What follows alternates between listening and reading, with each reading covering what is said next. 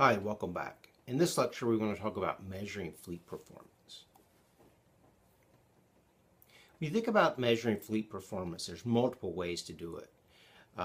We're going to be looking at things like annual vehicle utilization, vehicle age compared to miles. You might look at the maintenance and repair cost per mile, the capital cost per mile, the fuel cost per mile, the total cost per mile. There's lots of different ways. So you may want to actually look at some benchmarks with the National Association of Fleet, the NAFA. They actually do a survey occasionally and publish some data about cost per mile that you can use as a comparison.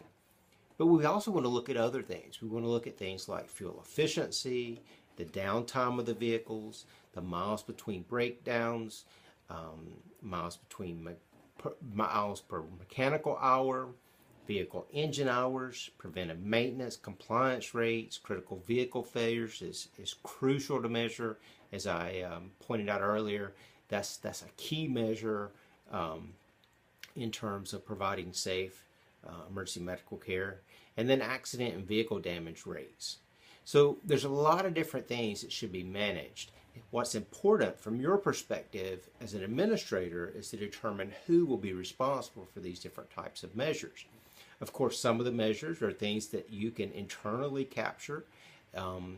If you could definitely capture all of these measures if you are actually responsible for the overall preventive maintenance and fleet management program. But if not, you may have to work with your fleet maintenance folks in a county or a city or a regional government organization to have them measure the components you need, because these are crucial to you as part of your strategic planning process. Other things we need to be careful about measuring are things like odometer readings.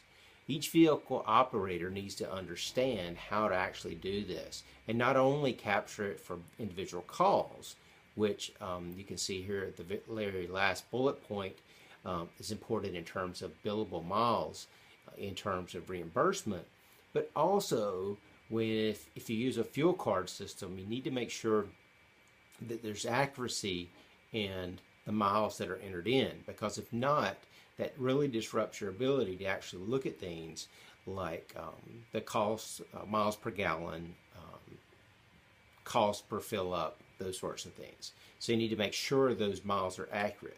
So part of that may be doing an excessive mileage report where you actually report back to the individual employees the miles that appear to be incorrect and try to make adjustments to those things. Not only will it do that, it'll make sure that your equipment's functioning properly, but that information, again, is crucial for strategic planning, and it also may be an important factor if you need to look at something like fraud or neglect or abuse in terms of the vehicles. Or I've actually run into a situation where mileage became very important in terms of a legal case of which the ambulance had no part in. The ambulance was reported to drive by a particular situation where an incident had taken place, and the court actually subpoenaed the records to look at the mileage report and to look at if the ambulance would have been there and if they could actually call the personnel in to testify in regards to something completely separate from the EMS response. It was something that was just happened to be taking place on the side of the road. So it's very important to make sure that those things are in place in terms of mileage. Again, so important because of the proper maintenance, replacement programs, has to do with fuel usage. You need to be able to detect quickly if a vehicle is not doing well in terms of fuel efficiency, so that can be corrected, because that's very costly to you, especially if that vehicle is in a position that is responding to a tremendous number of calls. And again, it can skew the benchmarks and stats in terms of trying to compare these things to other organizations. So there's tremendous cost implications by not being able to capture this mileage correctly. So the zeros miles report, this is the sort of stuff that you may, the items that you may want to, these are the sort of items that you may want to include in a report back to the employees. Is the vehicle utilized properly? Is the speedometer broken? Is the fuel card being used? These are questions you could ask. So when you're thinking about doing odometer readings, one of the things you could do is actually utilize a control chart and look at the mileage in comparison to what's expected and actually plot it on a chart.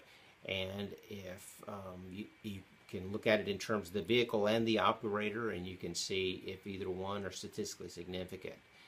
Again, the benefit here is that you're not simply looking at a single number, but you're looking at a range, a control range with an upper control limit and a lower control limit.